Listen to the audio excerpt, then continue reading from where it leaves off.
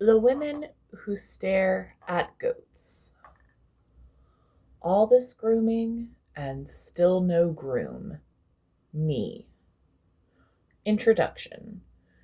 He's not gonna marry you unless you write the book, my friend Jack told me as politely as he could muster. The social media posts, the singing, the art, the poems, the short stories, etc., etc., etc. He's not one to be easily impressed by randos' tidbits, he said, letting the words linger in the air. Well, that makes two of us, I shot back. Jack added slyly, hell, then he still might not, but then it would just make more room for me. Chapter 1. And will you succeed? Yes, you will indeed. 93 and 3/4% guaranteed. I closed my eyes because personally I've always wanted to write a good book, a book worth reading, a book to help me and others along their journeys. It's just that family, jobs, friends, couple of addictions, boyfriends that would only ever be boyfriends had always come first. At 35, an American 35, I was an unemployed, semi retired high school graduate living with my beloved cat Frank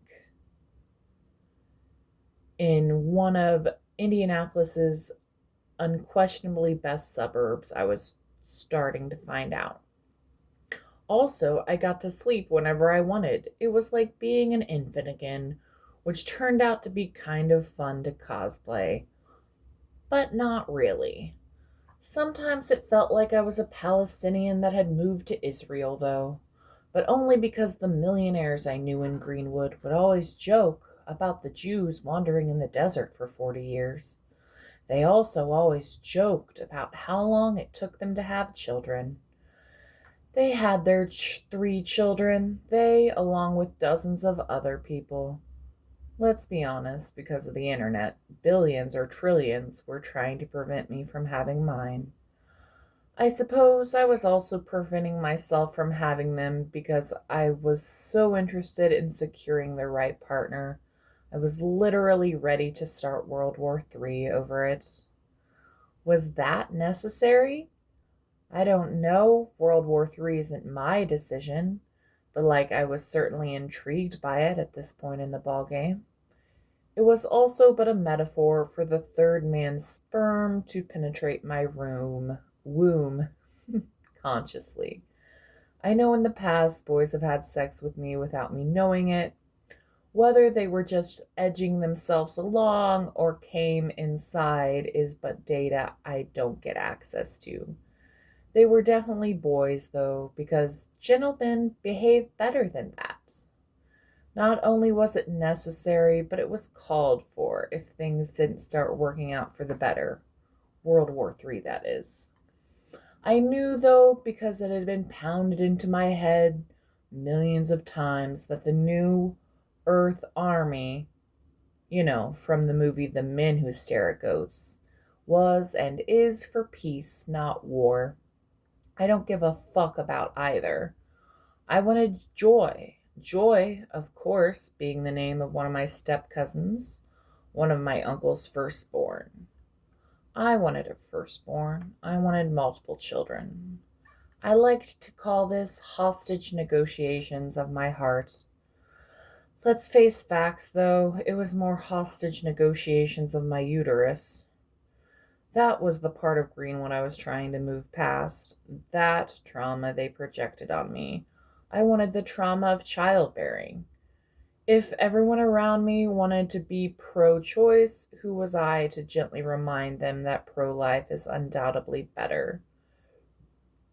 I've really enjoyed having my own space, though, as one does when so many of their spaces have been abused. A place to heal and create my own self love nest with less distractions. Since I've written this book, I believe it's actually elevated the house not only to home status, but the more classic phrase of love nest. Like I could find love in this nest. To a certain extent, this book is the current substitute for the life and or children I've yet to create or adopt with others like I'd assumed as a young person I would have done by now.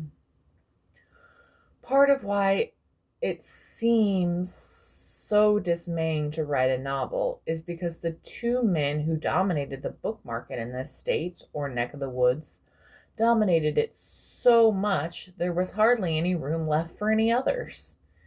It was hard to get a word in edgewise. Also, all the random or historical Midwest facts floating around in my head, and I couldn't tell you even one slightly well known lady author. Now, I say two men, but any true Hoosier knows James Wickham Riley is the OG of Indiana authors. His grave is the tallest point in the city of Indy. It's also one of my favorite places to have a cup of joe with a cigarette when I need to clear my mind. But back to our more modern published patriarchies. When I turned 20, or around then I got my first literary themed tattoo in Greenfield, a town still real into old Mr. Riley. It's a dainty little thing, perhaps the size of a quarter, with my favorite book at the time, from my favorite book of the time, Breakfast of Champions, a 50th birthday present to the author himself. Perhaps this book is my 35th birthday present to myself, or rather 36 as I was getting closer to that age. I've reread that book at least 25 times, as one often does when they fall in love with a piece of media they absolutely adore. It's a simple, black, easy-to-hide tattoo, and of course, boys in the past have loved kissing it when showing affection. In the book, Kurt uses it as a symbol for an asshole. Yes, we're on a first-name basis. No need for that lengthy government mumbo-jumbo or junior or death to deny us an admiration and friendship she has known since she was a preteen, while I was still walking this earth, looking out and over my fellow Hoosiers. I will always continue to do so from my resting place in Massachusetts. I mean, not to put words in a dead guy's mouth, because that's gross, but we can all assume he'd say something like this to a genuine, non-ridiculous fan, though I probably would be classified as a ridiculous fan.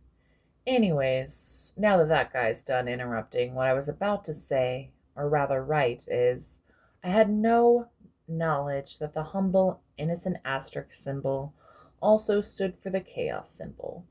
But boy howdy did some annoying people around me sure let me know after. I thought back to the comment or fake quote about he's not gonna meet you or be with you or marry you unless you write this book. See, I was a genuine fan of these two fellas, Jack and the other guy. The non-ridiculous part is about to be discussed and one-sidedly debated below a sort of pros and cons list. This imaginary peer pressure from two guys and or their perspective circles with no in-person action besides my very realistic dreams, where it felt like I was being fought over like a piece of literal aged prime rib, was unarguably not the best for my mental health, to say the least. At other times, it was extremely motivational and emotionally or physically moving. So yeah, also pretty manipulative as well either way. Was taking it personally a wrong or naive approach? Part of the reason I'm expressing myself through this book is because I know I'm not the only victim or survivor or person influenced by sometimes unhealthy forces they did not ask to be so time consumed with or captivated by. Even when I would avoid them, specifically media or art-wise, which I think many people do when a certain person or group gets too spammy feeling, they'd show up in my dreams, like two very specific star-crossed lovers quarreling over me like clockwork. The thing about these two men is they kept reappearing as if they were some kind of muses to me.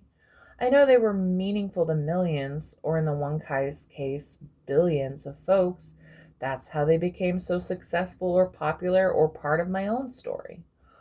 Only child syndrome me, however, felt like they were saying one of those, it's your world, just live in it, in your dreams, for now. So it was very mixed signals that I ignored as long as possible, and that they definitely ignored directly when I would reach out like other fans. Problem was, and this is definitely didn't help the situation, or maybe it did, is that they seemed to indirectly reach back out to me. Which I'm old enough to know that that is all part of how the game is played. I mean, the software, the apps, the art, the product, aka person, is meant to keep you engaged. Some folks get their hooks in you way deeper than others. Modern social media has and is definitely purposely blurring these lines. It feels like to me, sometimes unconsensually. Hence, these dreams I've mentioned just as one example. How is this going to positively or negatively affect our collective futures? For some, it's literally the most prominent and most current hip religion. How anyone can say with a straight face they aren't into religion, then so religiously partake in modern American culture is all part of the bread and circus, I suppose. Obviously, media has, to an extent, always been this way. Assuming it doesn't go both ways in terms of also personally affecting the person that's been given the megaphone would be unworldly, but can also suck as a super uneven power dynamic. It's important for me to remember and acknowledge that they are unavailable the way I would prefer or actually need them to be for now. What's even more unfortunate or frustrating is, though, like literally every other male I've ever had sexual encounters with, if those persons were actually available, I'd have been married with children by now, like I'd personally like to have been. Some like me confused engagement for the literal. You know what the word actually originally stood for? A lifelong agreement that leads to a legal commitment type thing, or the quote unquote nuclear family? Family? Family? I will genuinely say, though, I thank God in Greyhound literally every day that I've actually never been married or have kids yet. So I'm also currently unavailable, other than to get this here writing done. Again, something I am also genuinely thankful to be able to finally actually do. Thing that sucked, though, and this might be a bigger boat than even I realize for many folks, is I was super available but led on by the unavailable for an unhealthy, rude amount of time. This boat seems like a dilemma faced by many. Statistically and biologically, though, it seems to be more projected on one gender than the other. I'll just let y'all's own biases and experience speak to your ability to accept these facts and guess what gender I'm writing about. Divide yourself by never committing outside of yourself and conquer, they say. It's all part of the required literal literature we have to read, they say. Oh, yay, I've been programmed to accept these wonderful problems that shouldn't be problems. Well, here's and cheers to hundreds of pages of me no longer accepting this shit. Just because we have to read it doesn't mean we have to absorb, then, or live by it. And obviously, you don't have to read this, though I'm very appreciative to you for continuing to do so. If it's in your book club, however, you have to read this and finish it. Respect the local book club, folks. To me personally, they are one of the social treasures I've neglected in the past and wish I wouldn't have. Can't wait to get back in one. This dynamic I found myself in was also very absurdly Twilight series vibes, except hopefully this ages more gracefully than that franchise did, if it ever becomes a movie. I mean, those books were also inspired by the author's dreams and also about two guys swooning over the same lady's beating heart. Difference is, these are my personal dreams. This is my life, and I am not a fiction writer. I don't have that type of imagination. Often wish I did, though. These men, while well known, also actually exist somewhere in America, outside in the world, off of our own little screens, book pages, and my very vivid dreams or nightmares or sleep stories about them. They are also allegedly not mythical creatures, however much they pretend to be for the public. On the other more whimsical hand, perhaps, actually, we're all mythical creatures. They're just personally reaching out to confirm if I'm mystical or mythical enough for them. Pun intended here, one could only dream. The first mentioned fakely quoted fella from the beginning of the book had no very public relationships or kids, never married, and is from my favorite state. He talked, or rather rapped/sang, a big game, then was lucky enough to back it up at a pretty young age career-wise. A true red-blooded American, a stone's throw from the Great Ohio River, 100 or so miles south down 65, right around the Bourbon Bin. I'd sometimes go a completely different route to our family's farm, just to avoid his city. A real industry plant, though, too, because YouTube didn't introduce me to him till like 2022 music-wise. Still, technically a beta to some, but a sweetheart in my eyes, always. An alpha sweetheart. Hard to find, even worse to be ignored by. Or perhaps that's just how the other guy wanted me to see him.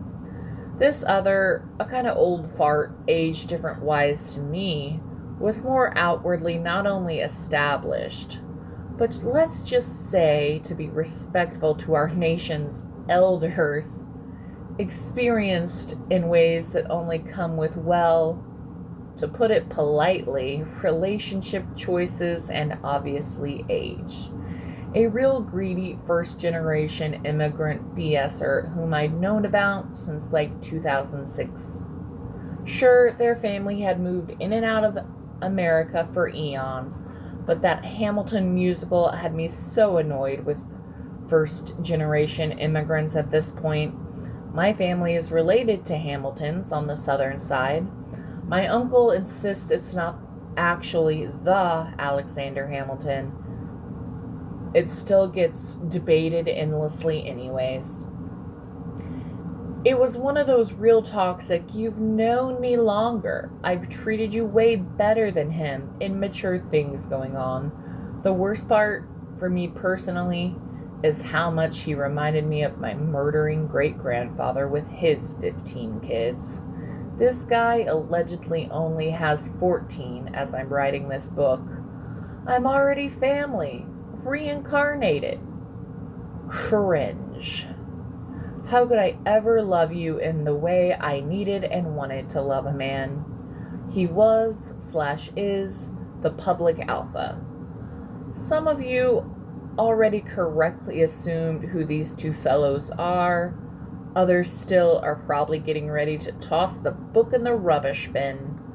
Can't say I don't feel you, as I've also previously expressed my sometime disdain and displeasure for the weirdos. But please don't, my beloved reader. At the very least, just rehome the poor thing in one of those free libraries people build in friendly neighborhoods and move on. Or, if you're real petty, you know who you are. Give it to someone who's more sick of hearing about them than you are with a cheers, mate, or something inscription. How much more annoyed will I personally get to be hearing about them once this book is published? Literally didn't even think about that till just now. goes back to that questionable status of, is it nightmare fuel or McDreamies will finally make the dreams come true? Or a strange witch's brood mixture of both?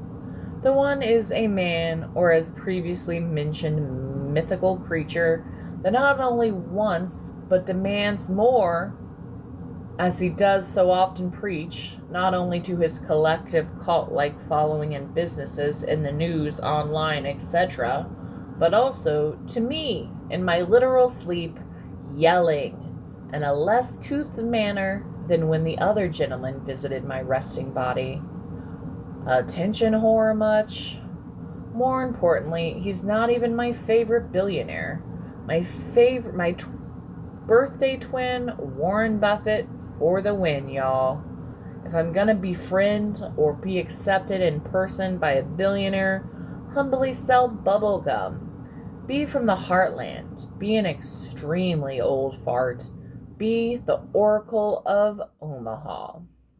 The thing is, my sleep stories were 2 or 3 years old now. First time he showed up uninvited was spring 2023. If I'd done this to him, I'd be tackled, probably even if it was only in his dreams. That's how big I assumed his ego is. I was growing impatient. One of my many catchphrases is, I'm not complaining, just a comment. Had Amber Heard not complained enough for the both of us already? I mean, she's no Danta Von Teese. But as I write this, dare I say, yes, I am complaining, and I never wanted to marry you or even meet you. You whispered those words in my ear. Will you marry me in that dream? As what? A joke? Because you knew you could bug the living shit out of me even while I was literally sleeping? As a reminder of just how single I have purposely or been made to be for the past half decade? As a write this book, fuck around and find out horror motivational tactic? Well, at least one did actually work, and I do approve of that, which obviously is the book writing part so far. Super committed and married to the paper, this paper, for now. When I think of just how lacking in a relationship that's led to any serious proposals, it makes me see it in a different way. I've already literally been single most of my life, being an only child, navigating this world very alone at times. Perhaps why I found so much solace in books as a preteen, when I could finally actually read.